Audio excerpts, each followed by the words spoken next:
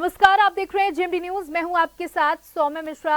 आप सभी को नवरात्रि की ढेर सारी शुभकामनाएं।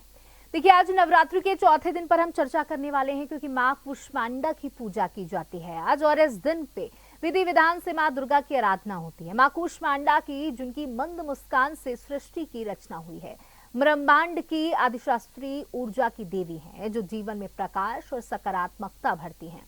उनकी आराधना नवरात्र के चौथे दिन होती है। भक्त उन्हें भोग में मिठाई, फूल, मालपुआ अर्पित करते हैं। साथ ही मान्यता ये भी है कि मां कुष्मांडा की पूजा से सभी मनोकामनाएं पूरी हो जाती हैं और कार्यों में आने वाली बाधाएं भी दूर हो जाती हैं।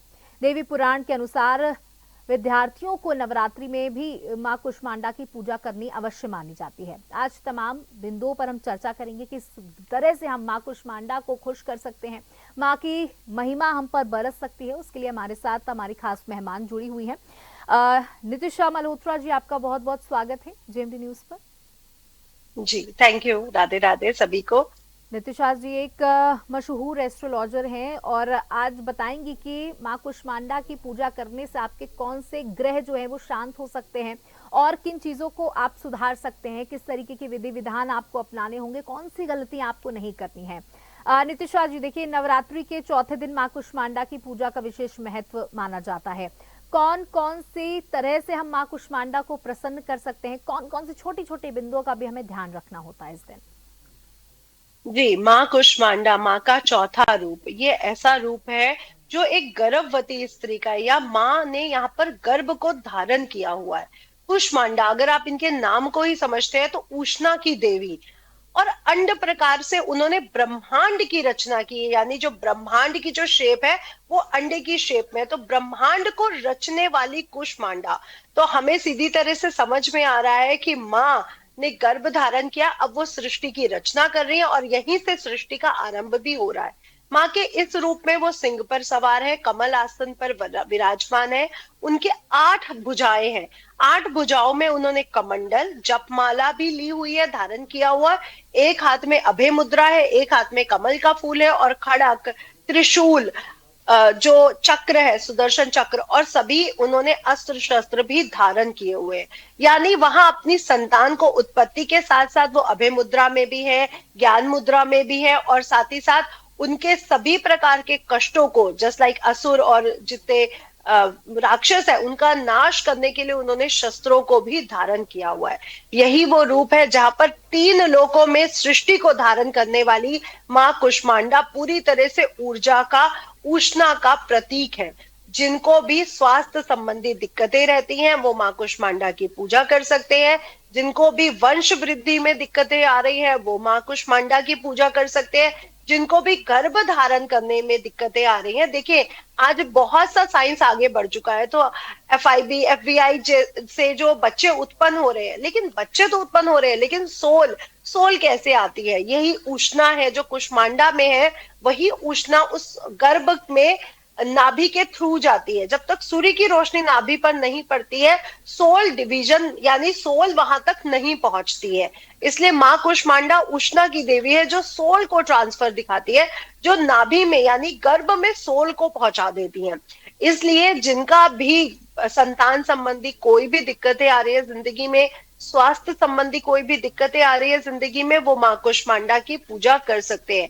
जैसे हमारे घर की वंश वृद्धि रुक चुकी है, या वंश में किसी की शादी नहीं हो रही, या संतान नहीं हो रही, क्योंकि सिर्फ संतान होना वंश वृद्धि को नहीं रोकता, शादी भी वंश वृद्धि को रोकता है। तो भी आप माँ कुष्मांडा की पूजा करके अपने घर की वंश वृद्धि को कर सकते हैं। जी हाँ बिल्कुल। तो देखिए, क्यों माँ की पूजा करनी चाहिए और क्या अड़चने अगर आपकी जिंदगी में आ रही हैं उनको दूर करने के लिए माँ कुष्मांडा की आराधना बेहद जरूरी हो जाती है। देखिए, माँ कुष्मांडा की सही पूजा विधि भी आपसे जानना चाहूंगी। साथ ही सुबह के किस समय माँ की आराधना करनी चाहिए? कुछ लोग होते हैं अपना सारा काम निपटाने के बाद तब बैठते हैं कि चलिए अब पूजा कर लेंगे, लेकिन एक सही समय हर चीज का होता है, वो कौन सा वक्त होता है और क्या विधि होती है जिसका हमें ध्यान रखना होता है?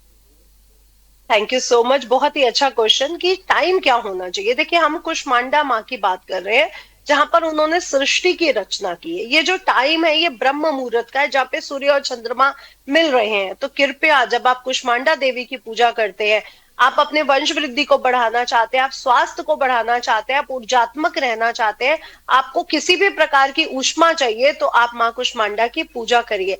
इसके लिए आप अर्ली मॉर्निंग उठिए, ब्रह्म मुहूर्त में माँ कुष्मांडा की पूजा करिए। इन्हें लाल या गुलाबी वस्त्रों में देखा गया, तो लाल या गुलाबी वस्त्रों की पोशाक माँ को धारण करवाइए। आप भी लाल या गुलाबी रंग के वस्त्र ही पहन सकते हैं। यहाँ पर माँ को गुड़ से बने या शहद से बने मालपुए का भोग लगता है, तो माँ के लिए मालपुए बनाना घर में ही, व्रत वाले आटे का बिल्कुल भी ना भूले, मालपुए बनाए और उनको भोग लगाए। आज के दिन माँ को कद्दू का भोग भी लगता है, तो कद्दू यानी वो जो पेठा, जो पेठे का प्रसाद होता है, वो भी माँ को भोग लगाना बिल्कुल भी ना भूले। इससे माँ बहुत जल्दी प्रसन्नचित हो जाती है। और कहते हैं ना, एक गर्भवती स्त्री को बार बार भूख लगती है, वो उसको बार बार ताकत चाहिए होती है, तो वो जो ऊर्जा है वो माँ हमें प्राप्त देती है। तो जो लोग वृद्ध अवस्था में है, या जो लोग जॉब्स करते हैं, कई बार आप लोग कहते हैं ना कि जॉब्स में हम लोग थक जाते हैं, हमारा बॉडी पूरा ड्रेनेज हो जाती है, तो माँ कुष्मांडा की पूजा करके आपको हर तरह की सुख समृद्धि मिल सकती है, ऊर्जा मिलती है, उष्णा मिलती है। जो लोग जिम जाते हैं या छोटे बच्चे जो कमजोर है, वो लोग भी माँ कुष्मांडा की पूजा करके ऊर्जा को प्राप्त कर सकते हैं। अब माँ की पूजा की अगर बात की जाए, तो पहले ही दिन आपने कलश की स्थापित कर दी है, खेतरी बीज दी है, तो सुबह उठ के अपने मंदिर की साफ सफाई करें, लाल रंग के या गुलाबी रंग के वस्त्रों का इस्तेमाल करें। इसके उपरांत सूर्य देवता को जल देना, क्योंकि ऊर्जा और उष्णा के देवता सूर्य देवता भी है, और माँ कुष्मांडा से सूर्य देवता जुड़े हुए हैं। सूर्य देवता, शुक्र देवता क्योंकि उन्होंने गर्भ धारण किया हुआ है, चंद्र देवता, और साथ ही साथ कुष्मांडा देवी से मंगल ग्रह भी पूरी तरह से जुड़ा हुआ है। और ये तो साल ही मंगल का है, इसलिए अगर आप मंगल को प्रसन्न करना चाहते हैं, अपने घर में मांगलिक कार्यों को करवाना चाहते हैं, तो माँ कुष्मांडा की पूजा आपके लिए बहुत अच्छी रहेगी। इसके लिए उनको लाल रंग के पुष्प चढ़ाए, कमल चढ़ा सकते हैं, उनको कमल बहुत प्रिय है। आज के दिन उनको अनार का भोग लगाना बिल्कुल ना भूले, क्योंकि हमारे शास्त्रों में वंश वृद्धि के लिए अनार के भोग माँ को बहुत ज्यादा लगाए जाते हैं। तो अनार का भोग लगाएं, मालपुए का भोग लगाएं, और इसके साथ साथ माँ के इस विशेष मंत्र का जाप करना बिल्कुल भी ना भूले। ओम कुष्मांड्या देव्ये नमो नमः, ओम कुष्मांड्या देव्ये नमो नमः। आप इसका जाप कर सकते हैं। वंश वृद्धि के लिए संतान गोपाल यंत्र के सामने संतान गोपाल मंत्र का जाप कर सकते हैं। दुर्गा कवच पढ़ने से भी माँ कुष्मांडा की ऊर्जा आपको प्राप्त होती है। तो जो दुर्गा सप्तशती में दुर्गा कवच है, उसका पाठ करना बिल्कुल ना भूले। जो लोग बुजुर्ग हैं, जो लोग छोटे बच्चे हैं, जिनको ऊर्जा की कमी फील होती है, जो थक जाते हैं, वो लोग भी माँ कुष्मांडा की पूजा करके अपने आप को ऊर्जावान बना सकते हैं। जी। देखिए, क्योंकि समय का बहुत बड़ा महत्व होता है, प्रक्रिया का बहुत बड़ा महत्व होता है, उसी के साथ साथ दिशा का भी बहुत बड़ा महत्व होता है। कई बार हमें नहीं पता होता कि हम कौन सी दिशा में बैठ के भोजन करें, हमें नहीं पता होता है कि हम कौन सी दिशा में बैठ के टीका करवाएं, या हमें नहीं पता होता है कि हम सही कौन सा आसन होना चाहिए, कौन सी दिशा होनी चाहिए जिसमें बैठकर हम माँ की आराधना सही तरीके से कर सकते हैं। जी, ये भी बहुत अच्छा क्वेश्चन है, क्योंकि दिशाओं की जानकारी होनी चाहिए। देखिए, दिशाओं में हर देवी देवता का वास है। तो जैसे दक्षिण दिशा में यम देवता का वास है, उसी तरह चंद्रमा का उत्तर दिशा में वास है और सूर्य का पूर्व दिशा में वास है। माँ कुष्मांडा को सूर्य ग्रह से भी जोड़ा गया है, इसलिए माँ कुष्मांडा की पूजा विशेषकर पूर्व या उत्तर दिशा की तरफ होनी चाहिए। लेकिन अगर मैं नव दुर्गों की बात करूं, तो माँ के 9 रूपों की पूजा भी ईशान कोण में ही होनी चाहिए, यानी नॉर्थ ईस्ट कॉर्नर, उत्तर पूर्व कॉर्नर में ही माँ की पूजा का विशेष प्राविधान शास्त्रों में मेंशन किया गया है। दूसरा, माँ बहुत सात्विक है। आपने देखा कि प्याज लहसुन तक हट जाते हैं, तो माँ की पूजा सात्विक रूप में करें। इसका विशेष आपको ध्यान रखना है। जो मांस मदिरा है, जो तामसिक भोजन है, उसका प्रयोग ना करें। और माँ कुष्मांडा की पूजा के लिए जो समय रहेगा, वो आपका सुबह या शाम, यानी जब सूर्य चंद्रमा मिलते हैं, ब्रह्म मुहूर्त या गोधूली मुहूर्त जो शाम को आता है, इस बात का विशेष ध्यान रखें। जब सूर्य लालिमा लिए होता है, उस समय उनकी पूजा करें, और शाम को भी जब सूर्य लालिमा लिए होता है, उस समय उनकी पूजा करने से आपको विशेष शुभता को की प्राप्ति होती है। इसमें मैं एक चीज और जोड़ना चाहूंगी कि जैसे कि हम माँ की बात कर रहे हैं, माँ नाराज भी बहुत जल्दी होती है और अपने बच्चों से प्रसन्न भी बहुत जल्दी हो जाती है। तो माँ गुस्सा भी करती है और प्रसन्न भी हो जाती है। माँ का ये रूप गर्भ धारण किए, इसलिए बहुत सेंसिटिव रूप है माँ का। इसलिए जो लोगों को मूड स्विंग्स की प्रॉब्लम रहती है, चाहे वो स्त्री हो चाहे वो पुरुष हो, वो भी माँ कुष्मांडा की पूजा कर सकते हैं। जिन्हें हार्मोनल डिसबैलेंस है, अगर वो माँ कुष्मांडा की पूजा करते हैं तो उनके हार्मोनल डिसबैलेंस भी दूर हो जाते हैं और वो बैलेंस हो जाते हैं। तो माँ कुष्मांडा की पूजा करना सबके लिए बहुत अच्छा है। और माँ के अष्ट रूप है, तो यहाँ पे वो शत्रु का नाश भी कर रही है। क्योंकि गर्भ धारण जब एक स्त्री करती है तो आप ये समझ सकते हैं कि एक जो भी उस गर्भ के प्रति या उसके शिशु के प्रति कोई राक्षस या कोई चोट पहुंचाना चाहता है, तो माँ एकदम से सक्रिय हो जाती है। तो माँ का ये वो रूप है जो अपने बच्चे या अपने बालक या अपने गर्भ के प्रति बहुत सेंसिटिव है, तो वो हमारे शत्रुओं का नाश भी कर रही है। जी बिल्कुल। तो देखिए, माँ आई हैं और उम्मीद है कि सभी के कष्ट दूर होंगे, सभी की पीड़ाएं दूर होंगी, जो बाधाएं हैं वो भी दूर हो जाएंगी। देखिए, माँ कुष्मांडा का ध्यान करना बहुत आवश्यक हो जाता है कि अगर कोई समस्या है तो माँ कुष्मांडा का ध्यान करें। साथ ही आपने बताया कि अगर बच्चे को कोई समस्या है या माँ किसी बच्चे को जन्म देने वाली है तो भी माँ कुष्मांडा की पूजा बहुत लाभकारी मानी जाएगी। कौन सा ऐसा मंत्र है जो माँ कुष्मांडा को समर्पित है? जी। तो मंत्र इस प्रकार है, ओम कुष्मांड्या देव्य नमो नमः। आप इस मंत्र का जाप कर सकते हैं। आपको रक्त चंदन की माला से इस मंत्र का जाप करना है या फिर रुद्राक्ष की माला से इस मंत्र का जाप करना है। और साथ ही साथ में दुर्गा कवच का पाठ करना, अर्गला स्त्रोत और कीलक स्त्रोत का पाठ करना बिल्कुल ना भूले। इससे आपका गर्भ भी सुरक्षित रहेगा, आप भी सुरक्षित रहोगे, और जो आपको स्वास्थ्य संबंधी दिक्कतें हैं वो भी आपकी दूर रहेंगी। और आज के दिन अगर आप गर्भवती हैं और नवरात्रि के व्रत रख रही हैं, तो मैं प्लीज ये बोलना चाहूंगी कि नवरात्रि पर या किसी भी ग्रहण पर या किसी भी, जैसे करवा चौथ भी आ रहा है, तो गर्भवती महिलाओं के लिए सच में ये प्राविधान है कि वो भोजन की, मतलब जो हल्का भोजन है जैसे जूस है या खिचड़ी, हल्की हल्की चीजें ले सकती हैं। तो आपको भूखे रहने की बिल्कुल भी जरूरत नहीं है। जी देखिए, हमारे इस शास्त्रों में लिखा है कि अगर कोई बुजुर्ग है, कोई बीमार है और कोई महिला है जो बच्चे को जन्म देने वाली है, वो उपवास ना रखें। देखिए, पूजा में माँ कुष्मांडा को कौन कौन से फूल और पत्ते चढ़ाना शुभ माना जाता है, साथ ही किस रंग के आपको कपड़े उस दिन धारण करने चाहिए, क्योंकि ज्योतिष में तो ऐसा माना जाता है कि रंगों का भी बहुत बड़ा महत्व है। जी, 9 रंग और 9 माँ के रूप बहुत विशेष है, इसलिए आज के दिन गुलाबी और लाल रंग या नारंगी रंग का आप इस्तेमाल कर सकते हैं। क्योंकि नारंगी रंग उष्णा का, लाल रंग ऊर्जा का प्रतीक है, इसलिए नारंगी, लाल और गुलाबी रंगों का इस्तेमाल करें। माँ को लाल गुलाब या लाल कमल आप चढ़ा सकते हैं। भोग में मालपुए और कद्दू यानी पेठे का भोग लगेगा, और अनार का भोग लगाना बिल्कुल ना भूले। माँ को आज के दिन आभूषण जरूर चढ़ाइए। देखिए, गर्भवती महिला को बार बार कुछ खाने का दिल करता है और उससे सुंदर सजने संवरने का भी दिल करता है कि बच्चा भी उसका बहुत ऊर्जात्मक हो, है ना, खुश रहे, खुश मिजाज रहे। तो आज के दिन अपने घर में खुशियों का एक माहौल बनाए रखें, छोटी छोटी अटखेलियां करें। कभी आप जोक्स कर सकते हैं, कभी माँ के मंत्रों का जाप कर सकते हैं, कभी गरबा या कभी नृत्य भी कर सकते हैं, कभी माँ के भजन गा सकते हैं। अपनी सास की सेवा करें, अपनी माँ की सेवा करें, चाहे पुरुष है चाहे स्त्री, दोनों को बोलूंगी, दोनों ही माताएं आपकी हैं। अगर आप अपने हस्बैंड या अपनी वाइफ को खुश रखना चाहते हैं तो उनकी भी माता को उतना ही सम्मान दे, तभी वो खुश होगा आपसे या खुश होगी आपसे। इसलिए इन सब छोटी छोटी बातों का भी ध्यान रखें कि माँ को बुलाना, सिर्फ वो पराशक्ति वो आपके घर कैसे आएंगी जब आप अपनी सास का या अपनी माँ का अनादर करते हैं, तो पराशक्ति भी हमारे घर कैसे आ सकती है? क्योंकि ये वो माँ है जो हमारे पास है, हमारे शरीर से जुड़ी हुई है, लेकिन वो पराशक्ति है, वो तो सब जानती है, हमारे अंदर के भाव भी, हमारे मुंह से निकले हुए शब्दों के भाव भी। इसलिए अपने रिश्तों को पहले संगठित करें, उनमें सम्मान लाएं, उसमें संस्कार लाएं, तभी माँ हमसे प्रसन्न होगी और हमारे घर आएगी।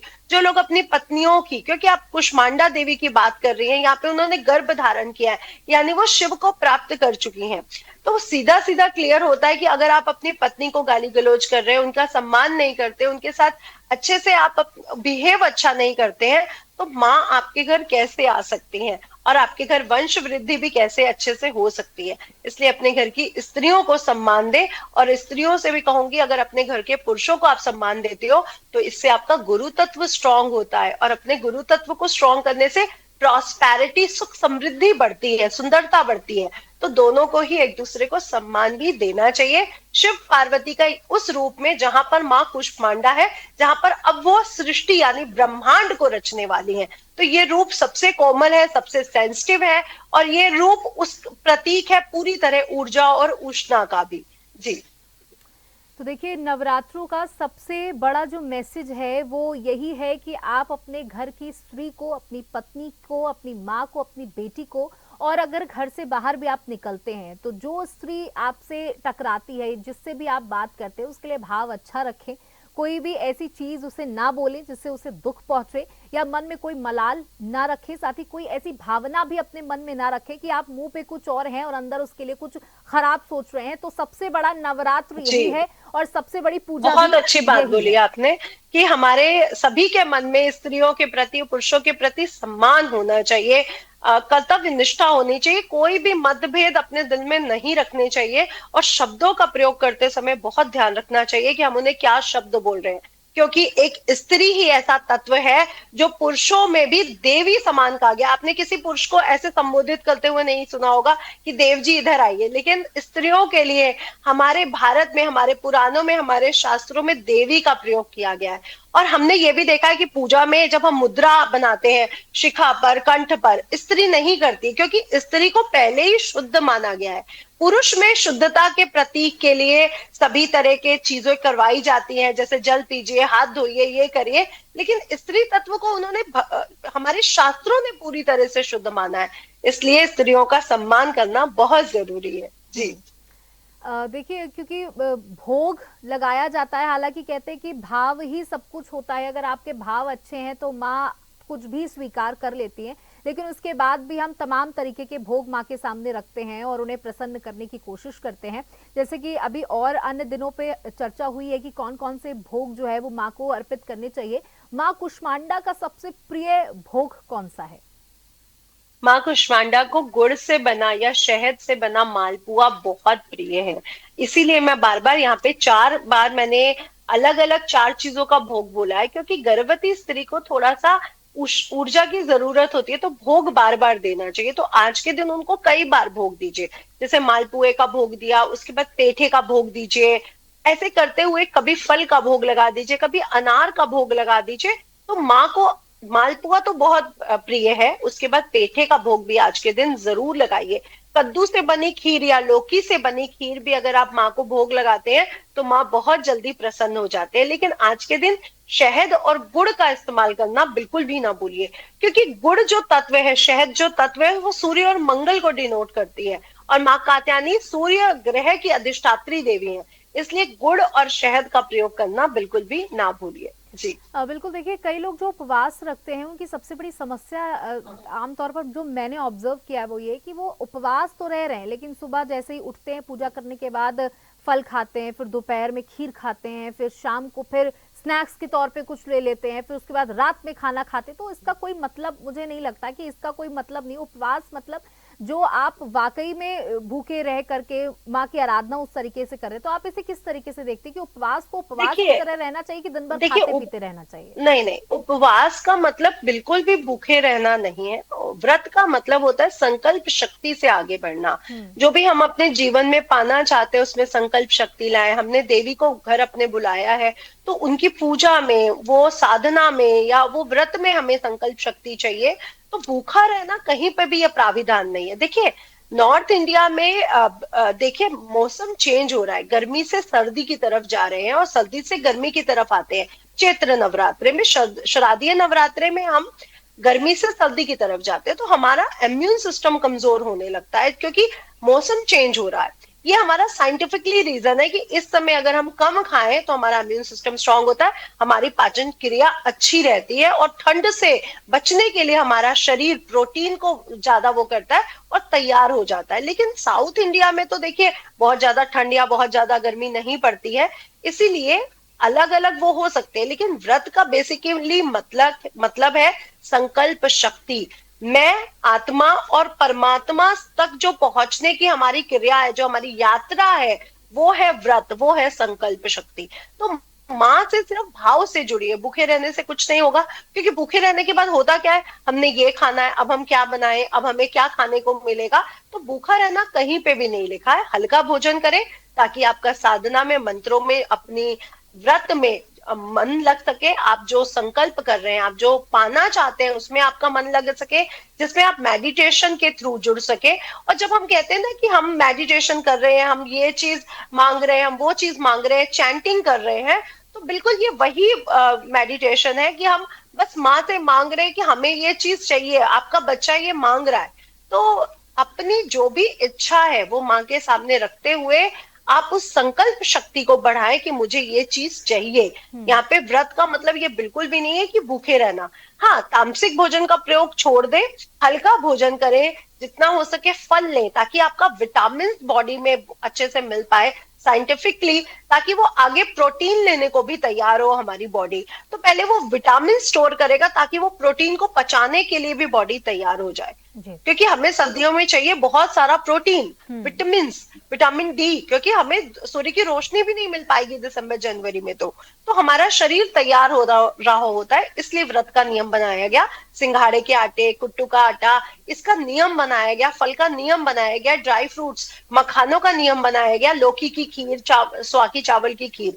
इसका मतलब ये बिल्कुल भी नहीं है कि आप भूखे रहे, लेकिन ये जो तला भुना आप खा रहे हैं, हैवी हैवी डाइट्स ले रहे हैं, थालियां बाजार से मंगवा के खा रहे हैं, ये बिल्कुल गलत है। जी। ऐसा आपको बिल्कुल भी नहीं करना चाहिए। इससे अच्छा तो ये है कि आप नॉर्मल दाल रोटी चावल खा लें, अगर आपसे भूखा नहीं रहा जाता, हल्का भोजन करें इस समय। जी बिल्कुल, तो देखिए जिस तरीके से आपने समझाया है वो बहुत ही महत्वपूर्ण तरीके से आपने समझाया है कि भूखे रहने का कोई मतलब नहीं कि आप मन ही मन ये सोच रहे हैं कि अब क्या बनाए, क्या खाया जाए, या दिमाग में सिर्फ खाना चल रहा है और आप सिर्फ एक बोझ की तरह उस दिन को ले रहे हैं। तो आप बिल्कुल भी ऐसा ना करें। साथ ही आपने जैसे कि ये भी बताया कि क्योंकि आज सर्दियां आने वाली हैं, तो ये नवरात्र जो है वो साइंटिफिकली कहीं ना कहीं हमारी बॉडी को प्रिपेयर कर रहे होते हैं कि हमें आगे उस मौसम के लिए कैसे तैयार होना है।